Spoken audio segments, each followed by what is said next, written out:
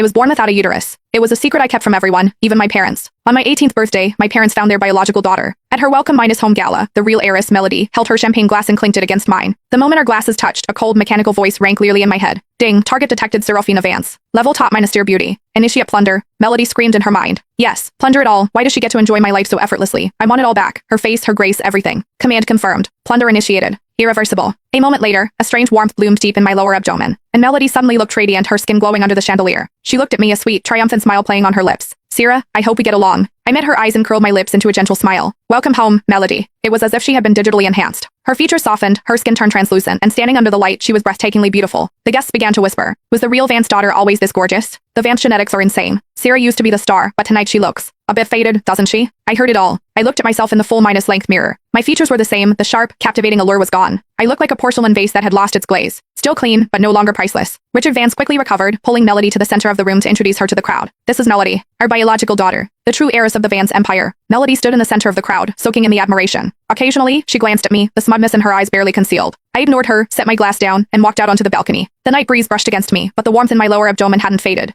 It felt completely foreign. When I was 15, I realized I was different from other girls. While they complained about period cramps and whispered about tampons, I had nothing. I secretly went to the hospital. The diagnosis was cold and absolute. Congenital absence of uterus and vaginal aplasia. MRKH syndrome. From that day on, I locked that secret away. The Vance family arranged annual physicals for me, but I always paid a private clinic to falsify my gynecological records to avoid deep exams. I knew my family too well. If they found out I was sterile, my engagement to Julian Sterling would be instantly terminated. I would go from being the Vance family's most exquisite ornament to their most embarrassing piece of trash. Halfway through the party, I went to the restroom to touch up my makeup. Just as I reached the corner, I heard Melody's muffled, ecstatic laughter. She was hiding behind the terrace door, tracing her face with trembling fingers. System, did it work? The robotic voice rang again. Top minus dear beauty plunder complete. Transfer progress 100%. Target Serafina's aesthetic aura has been significantly weakened. Melody's voice shook with excitement. It's irreversible, right? She can never take it back. Once the command is executed, it cannot be undone. Perfect. She let out a low laugh. Sierra actually has a day like this. She occupied my spot for 18 years. Why did everyone love her? Now, her face is mine. Next, I want her fiancé, her poise, and that high minus and minus mighty attitude she always has in a crowd. I stood silently behind the wall, listening to every word. So, she was that happy. When a prey willingly bites the hook, the last thing you want to do is startle it. I gently placed my hand over my lower abdomen. A trace of that warm sensation still lingered there. It felt like a crack was being pried open in a place that had been frozen for 18 years. Melody thought she was stealing my face. But she didn't know. Once you start taking things that don't belong to you, you can't stop. And what I wanted was never just that face. The next day, I went to the hospital alone. Eleanor Vance was too busy taking Melody to Tiffany's to care about me. No one in the family had time for me anymore. Dr. Avery stared at my scan results for a long time. She pulled up my records from 3 months ago, comparing them side by side. Her professional composure cracked, replaced by utter disbelief. Sierra, have you undergone any experimental treatments recently? No, she pushed the scan toward me. This is medically impossible. What changed? I asked. Dr. Avery lowered her voice. Your previous diagnosis was clear congenital absence of uterus, but today's pelvic ultrasound shows the formation of a uterine minus-like structure.